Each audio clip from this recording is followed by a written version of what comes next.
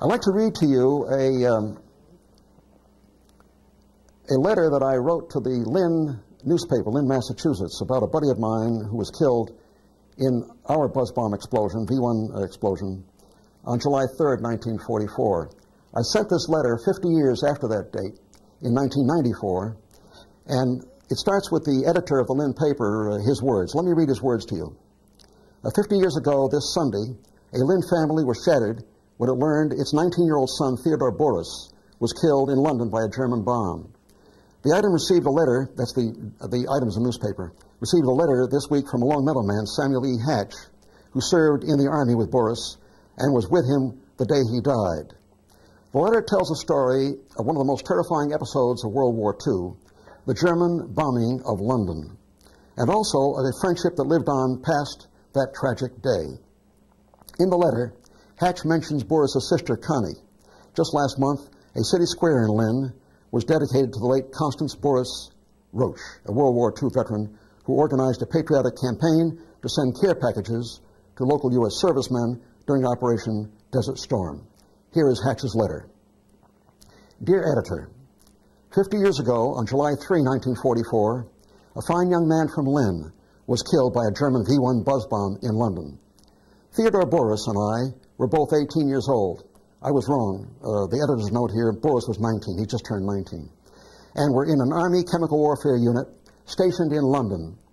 The Germans began launching these unmanned rockets at London a week after D-Day. The V stood for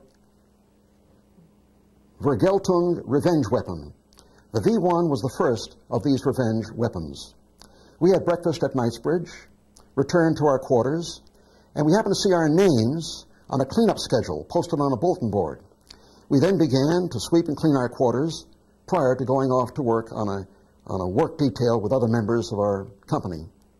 We emptied the refuse into a container, and Teddy offered to take the container with the trash down to the cellar. That was the last time I saw him. I went outside to try to board an Army truck that would take us to a work site. However, since I was delayed cleaning our room, the truck was full of soldiers, and there was no room for me. Just then, the V1 flying bomb appeared in the sky. It was silent because the engine had shut off a few miles away, and it was gliding. I ran and fell to the ground. The rocket exploded in the street with a deadly force, and the building caved in on Teddy. He died in the wreckage. Everyone on the truck was killed. Out of a company of 145, 63 were killed in this explosion, and over 70 were injured.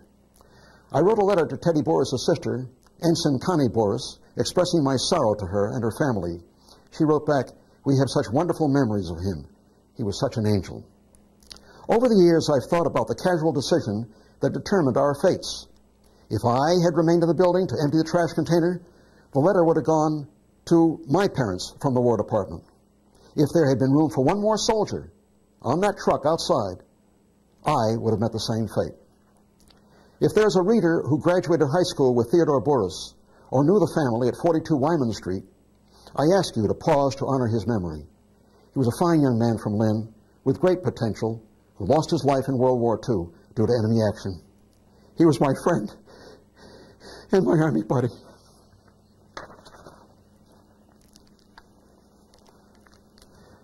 The 130th Chemical Company was decimated.